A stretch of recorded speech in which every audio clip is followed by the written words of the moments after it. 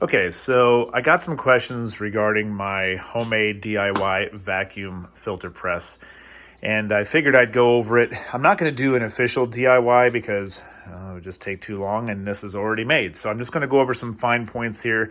I'll have a link for everything that was used in here in the description so you can look at it there. So essentially what this is, actually, you know what? No, I'm not even going to explain it. If you don't know what a vacuum filter press is, then you shouldn't be watching this video. Pretty simple. But if you, essentially it'll speed up the process of filtering your maple syrup. You can see in here, there's holes, and I have two filters here, a pre-filter and a regular filter that go there. So I'll kind of show you this. If you were to buy these from CDL, they can go up to about $800 plus, depending on the size. So obviously, I'm not doing that, especially for a home small batch DIY maker myself. So I'll take this apart here little bit by little bit here and show you what needs to be done. So first things first, you're going to need 2 of these stock pots, and you can get them from Walmart. They are 12 quart, I believe. So just shy of 3 gallons. They're less than $13 a piece before tax. Everything I'm going to talk about today is before tax. This whole setup cost me about $111 with the filters. You can use your own filters, but this is what I have, so I'll show you.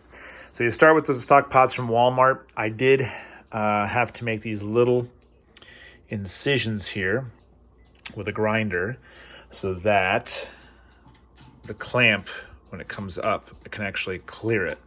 And there are matching ones here on the lid. So one of the lids you're going to take and put aside. You don't need it. The other lid you're going to grind the handle off, and you're going to cut all these holes in here however you want. The more holes, the better. I don't think the size of the hole matters, just the more opportunity for the syrup to get through is what you want. Then I got a gasket. It's just a adhesive stick-on weather strip, and it comes in a large roll. Actually, the link I have gives you 2 rolls, and then you can just keep the other around in case this wears out. You can then put new stuff on. So you need to do that. Then you need these toggle clamps, which I use 2 rivets. They came with screws. Obviously, the screws aren't going to really hold very well on a pot like this. So what I used came as a set of 6, so I only used 4 of them. You could put another one here, but you can't put one over here, so you can get creative and move things around however you want to do it here, but this is just showing you how I do it. Now, you can see here that this is bent. I had to do that to make sure that I was getting good contact with the hook part of it that goes on the top one. So just keep in mind that that's not how they came. I had to make it like that. 2 rivets each. I bought a pack of 50 rivets. It's good to just have rivets around the house anyway. Then I bought this bulkhead off of Amazon. So toggle clamps are on Amazon. Bulkhead is on Amazon. The stainless, why am I blanking on it? Valve and elbow here.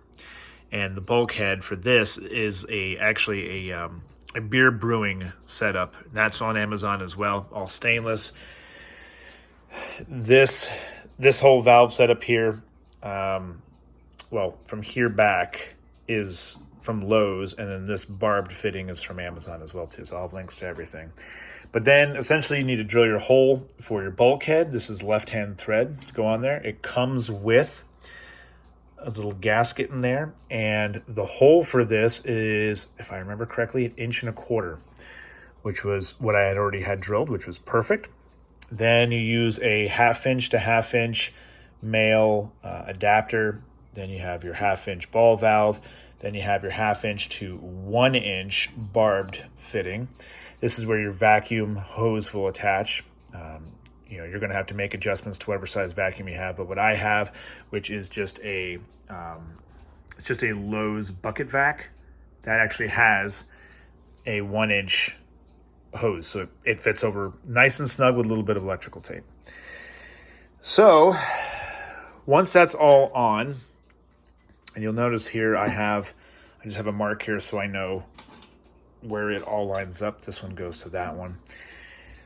You'll then take your filters.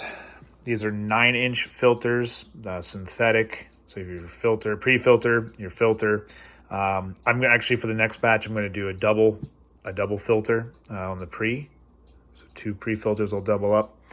You'll see here, I mentioned earlier, I got these little grooves here. That is so this actually can make contact better. So then you put this on here and you just start putting the clamps down. This is kind of tricky to do with one hand or with only 2 hands.